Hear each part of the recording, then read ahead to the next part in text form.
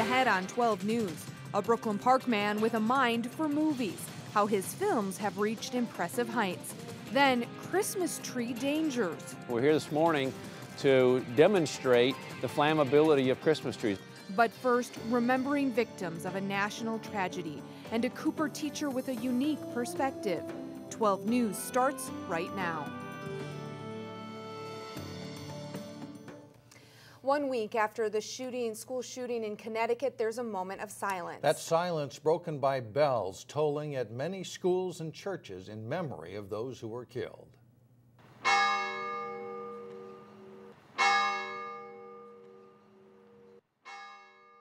26 times, once for each victim of the Connecticut shooting.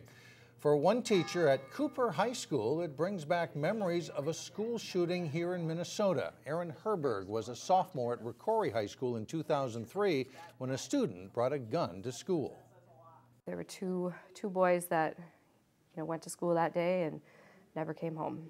And I'm one of the lucky ones. Out of 800 plus students, I got to go home, and they didn't. Herberg says she wouldn't have become a teacher if she thought schools were unsafe. And with her own student, she stresses safety and prevention. Every member of the community, whether you're a parent, whether you're a grandparent, you're a next door neighbor, everyone has to examine what are we doing for kids today to make sure that their futures aren't taken away from them. Herberg says her experience has helped shape who she's become, and she says after telling her story, her students take those safety drills at school more seriously. A potent snowstorm across the upper Midwest proved deadly. One of the victims was from New Hope. 63-year-old Michael Hughes was killed during a traffic crash Wednesday in Nebraska. The Nebraska State Patrol says Hughes was a passenger of a vehicle that rear-ended a semi on Interstate 80 near the village of Maxwell. Hughes' wife, Janet, survived the crash. To give you an idea of the magnitude of the storm, the Madison, Wisconsin area had more than 17 inches of snow. A man was dangling more than 100 feet in the air Thursday evening in Plymouth. It happened at a cell phone tower just west of 494 along Schmidt Lake Road. Two men were working on a platform when the cold, windy weather became too much for them. One man was dangling by a harness and unable to get himself to safety.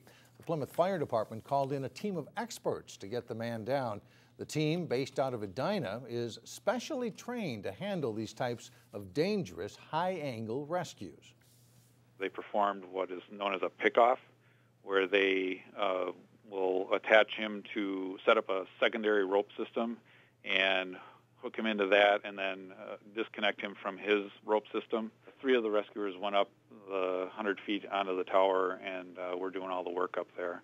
So it was a very cold and windy day, and when you're 100 feet up in the air with nothing around you, it's even more miserable.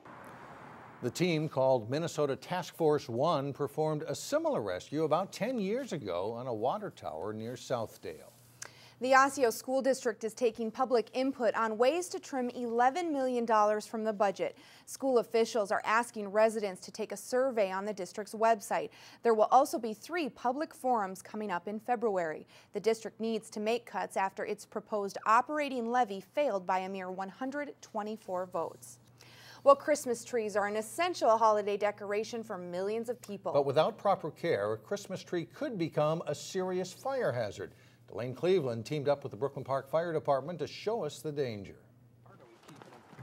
In the back lot of Brooklyn Park's Central Fire Station, We're here this morning to demonstrate the flammability of Christmas trees. Armed with 2 Christmas trees as props, one that's been watered and one kept dry, firefighters wanted to deliver a safety message to anyone who decorates their home with a real-life Christmas tree. Over the past several years, there's been an average of 230 house fires per year that get started as a result of Christmas trees. And while that number is not significant, most of these fires end up being significant. The National Fire Protection Association has a video on its YouTube page that demonstrates just how quickly the dry tree on the left goes up in flames compared to the tree on the right that's been watered.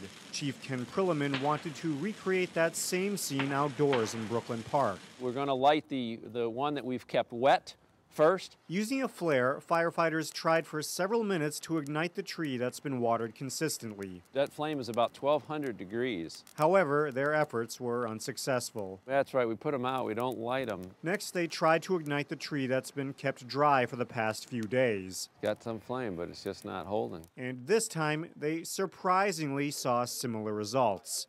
In fact, they didn't have any real success until they brought out an alternate dry tree that they had on site. We certainly didn't get what we expected, and a lot of it is it's almost 5 below here with the wind chill. But that still doesn't take away from the message they were trying to convey. Let's be very careful with our Christmas trees, particularly after the holiday season, where we tend to lose our vigilance about keeping them wet.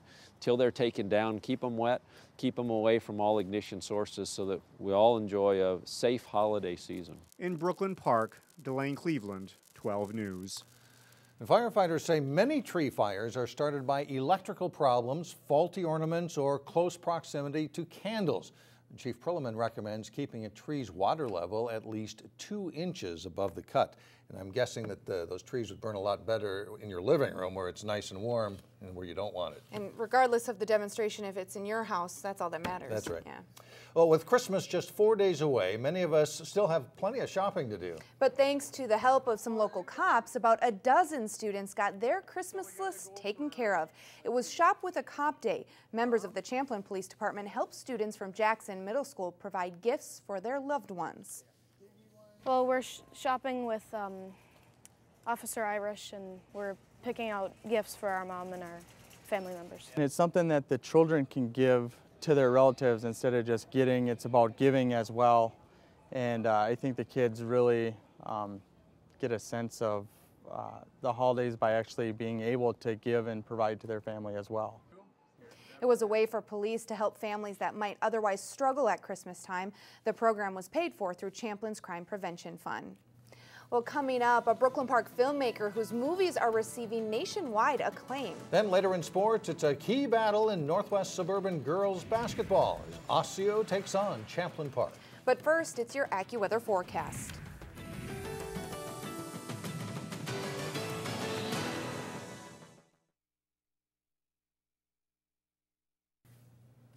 Brooklyn Park writer Michael Starberry already has plenty of accomplishments to his name, including TV pilots for Comedy Central and ABC. But now, as Alexandra Renslow reports, the 3-time McKnight Fellowship winner has a film set to debut at one of the most prestigious film festivals in the country. This is the movie that I'm writing right now. It's called The Great Unknown. At his Brooklyn Park home, screenwriter Michael Starberry is hard at work on his next film. It's an action comedy, and it's fun, and it's fast, and it's got some funny jokes and some cool action. Yet he's just days away from a debut at the Sundance Film Festival. It's called The Inevitable Defeat of Mr. and Pete. It's a drama. It's about 2 little kids, a black kid and an Asian kid. Starberry's first feature film, The Inevitable Defeat of Mr. and Pete, will get its Sundance debut after landing in the hands of veteran director George Tillman Jr. and a cast that includes Jennifer Hudson, Jordan Sparks, and executive producer Alicia Keys. Meet Mr., one of 2 boys coming of age without their parents and trying to survive on their own in Brooklyn. Filmed last summer in Brooklyn, New York, Starberry's film tells the story of 2 young boys forced to fend for themselves on the streets of Brooklyn. That was one of the things that I wanted to show, in particular, black kids, that you don't have to just dream. All these things that are going to get in your way, it doesn't matter. Go for yours. Go get it. That's exactly what this 37-year-old Osseo High School grad and father of 2 has done in his own life. A self-taught writer working on his craft for nearly 15 years, Starberry says his projects inevitably deal with friendship. Even though I write action comedies and action adventures and straight dramas and farcical comedies and satires, they all, at the end of the day, it's about, learning to help one another, finding someone you can trust who can help you, and being a team. When his film gets its Sundance showing, Starberry will be there to watch. But he's not one to get too worked up about the hype. He's too busy with his next project. I'm very happy to be there, but I'm not about to celebrate it overly. There's a lot of work for me yet to do. I should be working now. In Brooklyn Park, Alexandra Renslow, 12 News. Starberry is hoping his film, The Inevitable Defeat of Mr. and Pete, will play in theaters next fall. Wouldn't that be great? Yeah. Opening across the country. Well, good luck to him in the showing. Absolutely. I hope it goes well. Coming up, a way to fill up your holidays with extra laughs. We'll tell you about a night of comedy coming to Maple Grove. But first in sports, Wayzata's wrestling team looks to pin another opponent. Jay Wilcox is in next.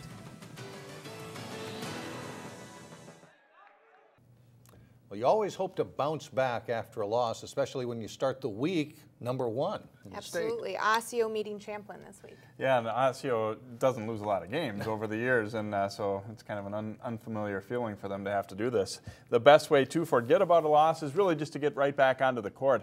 Osseo's boys basketball team fell for the first time this season Tuesday, losing at Park Center. The Orioles look to bounce back, while a team they eliminated in the playoffs last season, Champlin Park, look to get a little revenge in this one.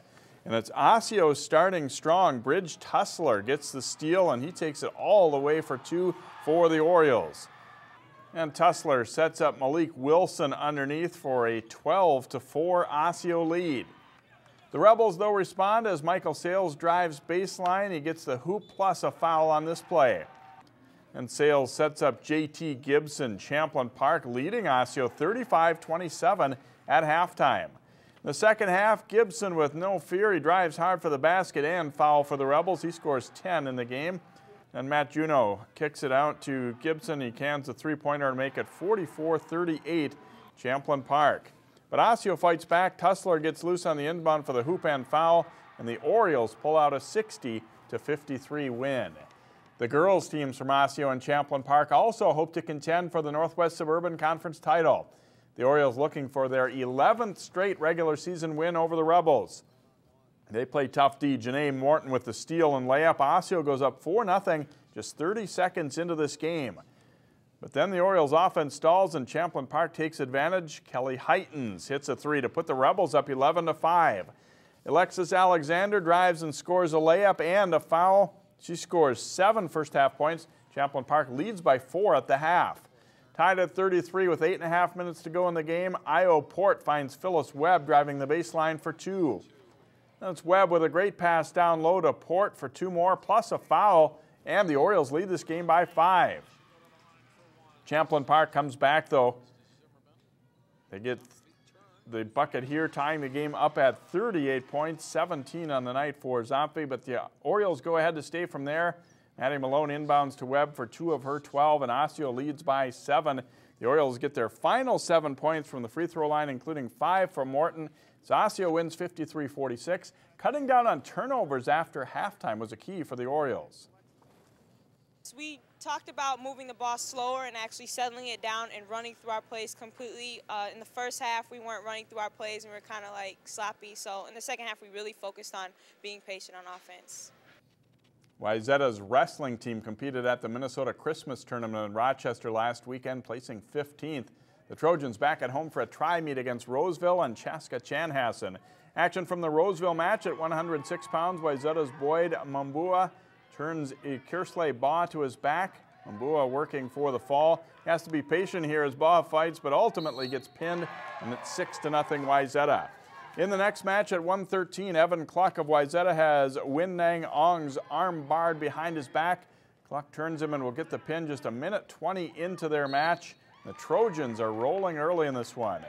At 132 pounds, Tim Lush gets the cradle locked on tight against December 2.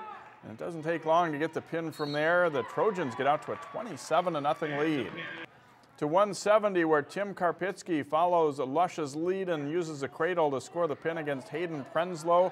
Wayzata rolls to a 61-13 win, but they lost a 33-31 match to Chaska-Chanhassen. With the success of their basketball and girls hockey teams, it's easy to overlook the Hopkins boys hockey team. The Royals are quietly putting together a solid season. Hopkins hosting Mound-Westonka on this one.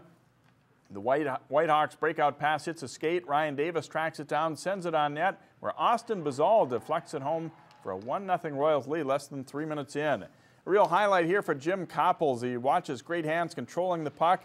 He navigates through the D and rockets it off the pipe and in. Hopkins takes a 2-0 lead into the first intermission. In the second, Matt Hines with the point shot. Copples brings it around the net, and Trace Bolstead is there to jam it home. It's 3-0 Hopkins. They have some good fortune, too. The mound shot clanks off the pipe here, but no goal.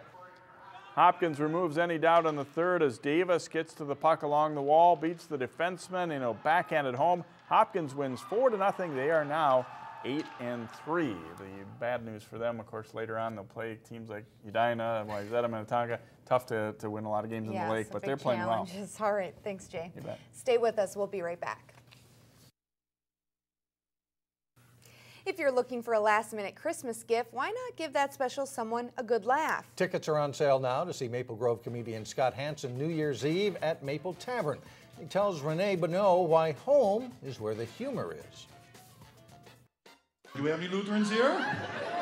Oh, well, I'll miss you guys in heaven. Scott Hansen doesn't just have a funny bone in his body. Comedy is in his blood. My mom and dad joked around all the time. My dad was always playing practical jokes on everybody, and I remember telling jokes as young as 4 years old. He took that talent and made a career out of it, making a name for himself inside and out of the Twin Cities comedy circuit. When Jay Leno came to town, after the show, we'd go out and get something to eat, and I would sit there and I'd write down some jokes that I thought would work in his act. I did it for Jerry Seinfeld. He came into town. I did it for him, and then, of course, worked with Louis Anderson. So I managed to make a lot of connections with these guys. I had a great day today. I got a cat.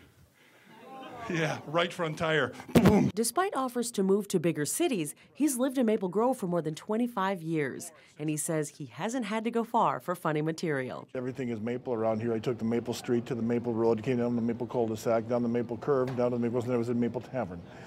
And then you drive down it, and I didn't see one maple tree the whole way, so because they cut them all down. He'll be poking fun at his beloved hometown and other places at Maple Tavern on New Year's Eve. He says, while you might get offended, you won't be disappointed. If you're in the front row, get involved.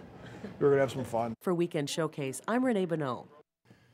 Hansen will have 2 shows at Maple Tavern on New Year's Eve, one at 7 p.m. and one at 9:30. That'll do it. That's the news for now. Thanks so much for joining us. But first, a special gift to you. Photojournalist Brandon Bankston put together some of the best local holiday light displays. Have a Merry Christmas and enjoy.